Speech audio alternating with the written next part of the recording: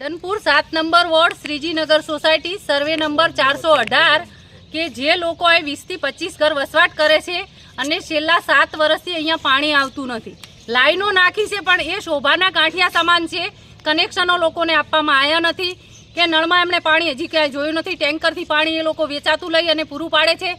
નગરપાલિકામાં એમણે chief officer Shri, ધારાસભ્ય શ્રી અને વહીવટદાર શ્રીને પણ આવેદનો આપ્યા અને અરજીઓ આપી. લોકો ધક્કા ખાઈ ખાઈને થાક્યા અને આજે મને ફોન આવ્યો હતો કે બેન તમે અમારી મુલાકાત લો, અમારે અહીંયા પાણી આવતું નથી.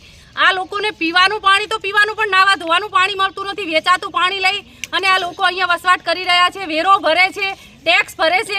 તો એ લોકોનો ટેક્સ અને વેરો શા માટે લેવામાં આવે છે? અને આ પાણીની સુવિધા પૂરું નથી પાડી શકતી નગરપાલિકા. અને નગરપાલિકા એક બાજુ એમ કહે છે કે અમારા અંડરમાં સોસાયટી નથી આવતી, તો સામે જ એક દાખલો બેઠો છે કે નગરપાલિકાએ મકાન બનાવી આપેલું છે. તો નગરપાલિકાને અહીંયા પાણી નથી આપવું, આ એક કિનાખોરી રાખી રહી છે. અને નગરપાલિકા જો તત્કાળ